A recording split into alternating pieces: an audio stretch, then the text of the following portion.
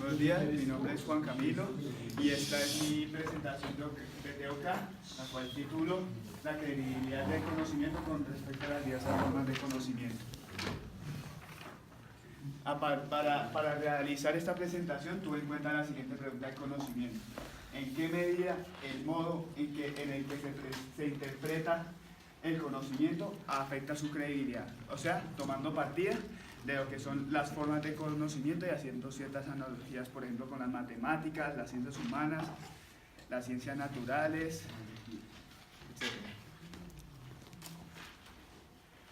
¿Qué me motivó a hacer esta pregunta? Pues hace aproximadamente un año y medio leí el libro Inferno de Dan Brown, el cual al comienzo por ahí, así al comienzo, se hace referencia a un concepto conocido como la negación, frente a las situaciones negativas a las cuales nosotros no decidimos aceptar porque son perjudiciales para uno o para un gran grupo. De esto yo tuve en cuenta el siguiente concepto para el área de las ciencias humanas, que por el lado de la psicología, es decir, el estudio de la mente.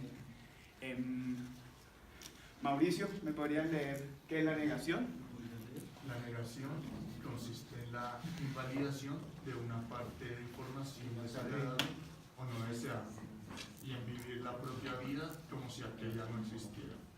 Es un mecanismo de defensa de los psicoanalistas que los psicoanalistas relacionan fundamentalmente con la depresión, pero es apreciable en otras patologías, la ansiedad entre ellas, y aún en la vida cotidiana, la persistente negativa a verse influido por las evidencias de la realidad también es un indicativo de que el mecanismo de la negación está funcionando.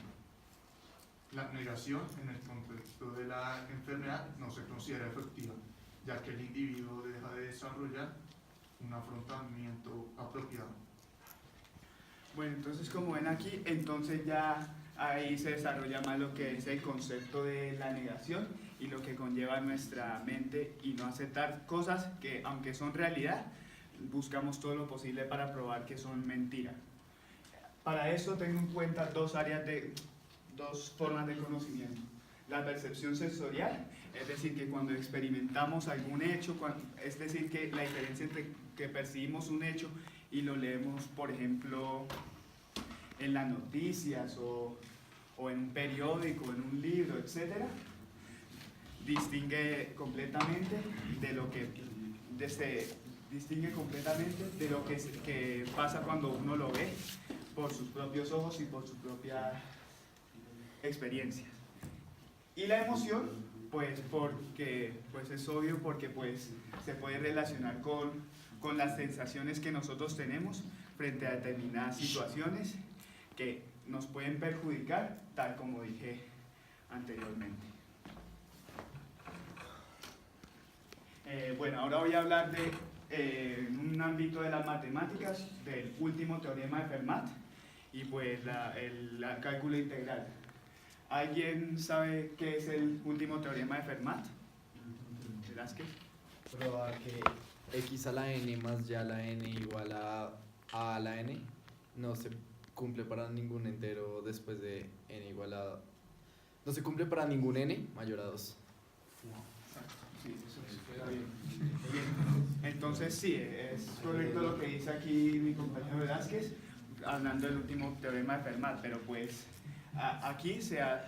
este teorema solo logró resolver solo hasta 358 específicamente años después por Andrew Wiles en 1995.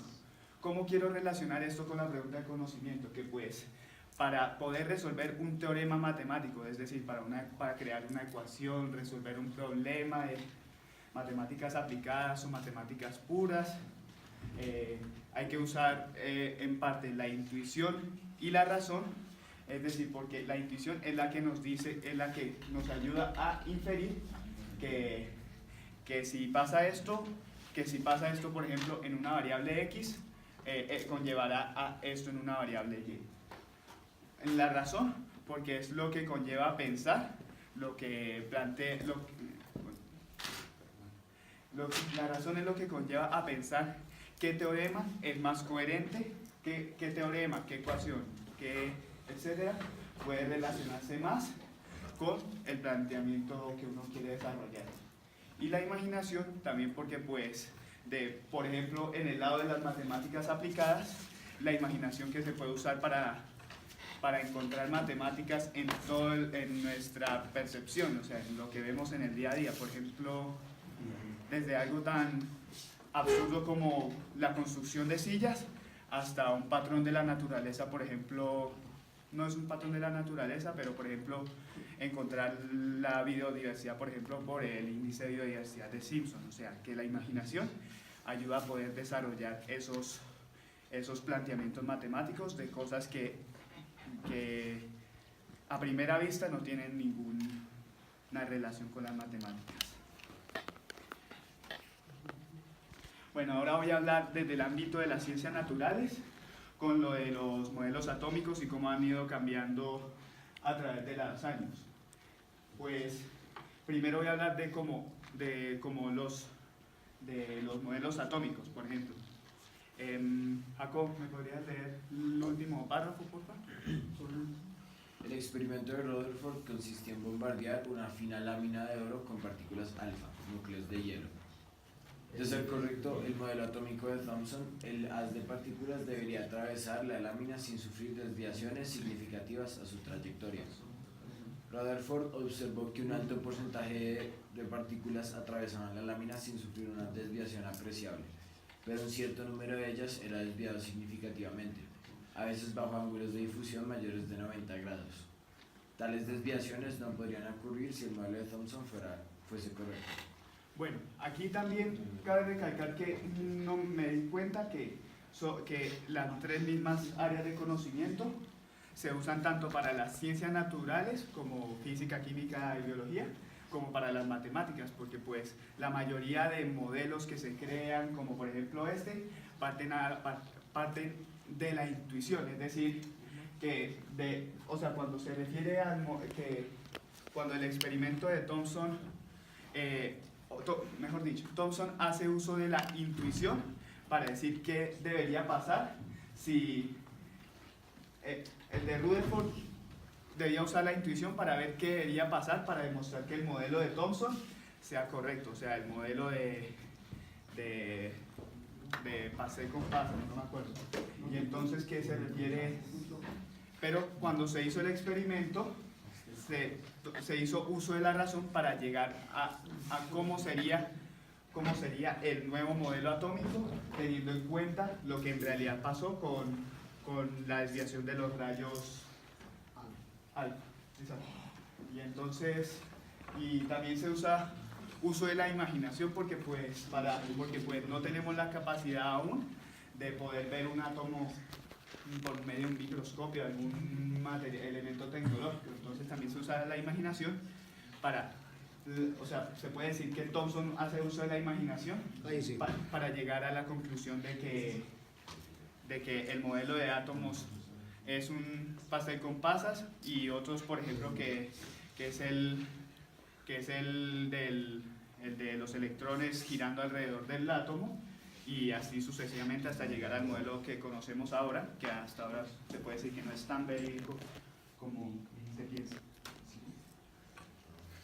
Ahora voy a hacerles una pequeña actividad. Por ejemplo, van a ser grupos de 5 personas o no sé cómo, y van a escribir... ¿De 5 o no sabes cómo? ¿Qué cosa? ¿De 5 o no sabes cómo? De 5, sí. O pueden hacerse por filas. No sé. ¿Por filas? ¿Esa es la arriba de la de abajo? Sí, o sea, las personas de cada fila hagan un grupo y van a escribir bajo su punto de vista los testimonios de alguien que haya vivido en carne y hueso los atentados del 9 de septiembre de 2001 en las zonas gemelas de Nueva York, es decir, como un sobreviviente.